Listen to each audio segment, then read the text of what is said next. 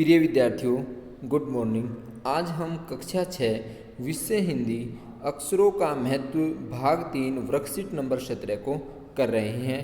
प्यारे बच्चों, पिछली वर्कशीट में हमने पढ़ा था कि जो इसके लेखक हैं गुणांकर मूले ने हमें अक्षरों के इतिहास के बारे में बताया है।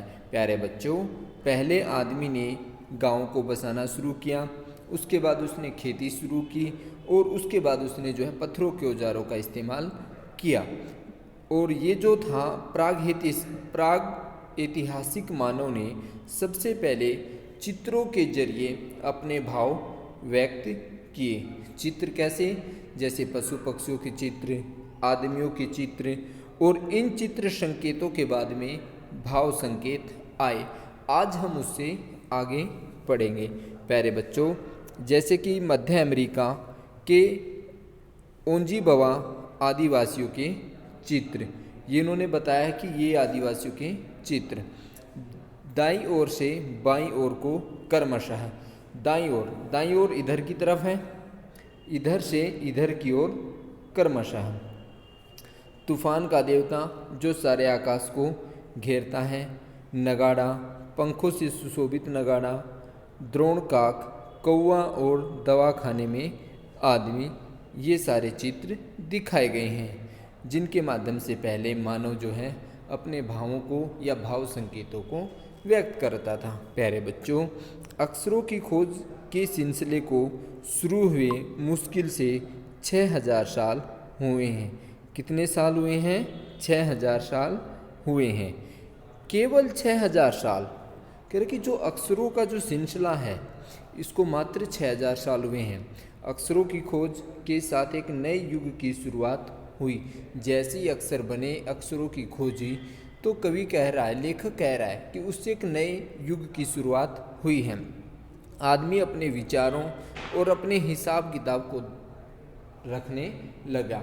जब उसे अक्षरों का ज्ञान हो गया, तब उसने जो है अपने विचारों को और अपने हिसाब किताब को लिखना शुरू कर दिया। प्यारे बच्चों, तब से लेकर मानव को जो है सभ्य कहा जाने लगा कि आदमी बहुत सभ्य हो गया है। आदमी ने जब लिखना शुरू किया, तब से इतिहास आरंभ हुआ। अर्थात इतिहास का आरंभ लिखने से ही माना जाता है। किसी भी कौम या देश का इतिहास तब शुरू होता है जब आदमी के लिखे हुए लेख मिलने लग जाते हैं। इस प्रकार इतिहास को शुरू हुए मुश्किल से 6000 साल हुए हैं।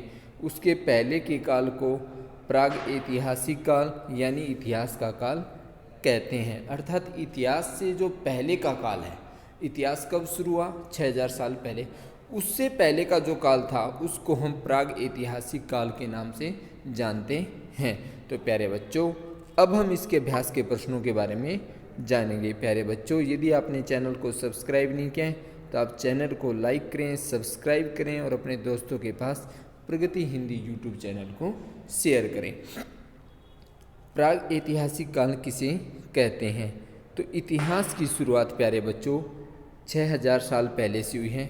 और उस 6000 साल पहले से का जो काल है, अर्थात उससे पहले के काल को हम प्राग ऐतिहासिक काल कहते हैं। अर्थात इतिहास की शुरुआत हुई 6000 साल पहले और उससे पहले का जो समय था उसको हम कहते हैं प्राग ऐतिहासिक काल। अब प्यारे बच्चों, हमारा प्रश्न नंबर 2 है कि कुछ, जैसे अनादिकाल में रेखांकित शब्द का अर्थ है जिसकी कोई शुरुआत या आदि ना हो। यह मूल शब्द के शुरू में कुछ जोड़ने से बना है। अर्थात मूल शब्द के शुरू में जो कुछ जोड़ा जाता है, कुछ जो जोड़े जाते हैं शब्द या शब्दांश, उन्हें हम कहते हैं उपसर्ग।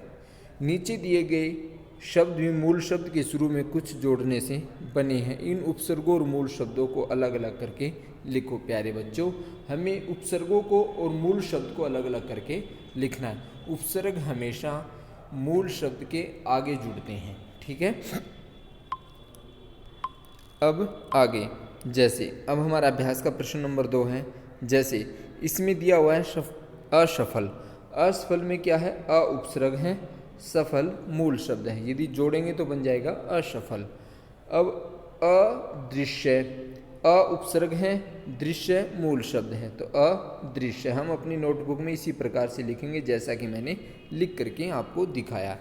अन प्लस उचित अनुचित, यहाँ पर अन उपसर्ग है, आवश्यक मूल शब्द है, तो बन जाएगा अनावश्यक। अ प्लस परिचित अपरिचित, अमूल अ उपसर्ग है, परिचित मूल शब्द है। अन प्लस इच्छा अनिच्छा, तो अन उपसर्ग है, इच्छा मूल शब्द है। आपको अपनी नोटबुक में इसी तरह से लिखना है। क्या होता अगर भाषा न होती, अपने मित्र या भाई बहन से बातचीत करके लिखें। प्यारे बच्चों, जो हमारा प्रश्न नंबर 3 है इसमें बताया गया है कि क्या होता यदि भाषा न होती। तो प्यारे बच्चों, आज अगर भाषा न होती तो हम चित्र और भाव संकेतों को ही प्रकट कर रहे होते, अर्थात हम जैसे पहले जो मानव था, आदि मानव जैसे अपनी बातों को प्रकट कर रहा था, भाव को प्रकट कर रहा था, आज भी हम उसी सिचुएशन में होते। पाठ में ऐसा क्यों कहा गया कि अक्षरों के साथ एक नए युग की शुरुआत हुई है। प्यारे बच्चों, अक्षरों के साथ एक नए युग की शुरुआत हुई है क्योंकि आदमी अपने विचारों और हिसाब किताब को लिखकर रखने लग गया जब से उसे अक्षरों का ज्ञान हुआ है, और तब से मानव जो है सभ्य भी कहा जाने लगा है। अब आगे प्रश्न नंबर 5, अक्षरों की खोज का सिलसिला कब और कैसे शुरू हुआ। तो प्यारे बच्चों, अक्षरों की खोज का सिलसिला 6000 साल पहले शुरू हुआ। सबसे पहले मानव ने चित्रों के माध्यम से भाव व्यक्त किए। इन चित्र संकेतों के बाद में भाव संकेत आए, भाव संकेत के बाद अक्षरों की खोज हुई। तो प्यारे बच्चों, इस प्रकार से सिलसिला ये आगे बढ़ता गया। आशा करता हूँ आप इस वर्कशीट को समझ गए होंगे। धन्यवाद।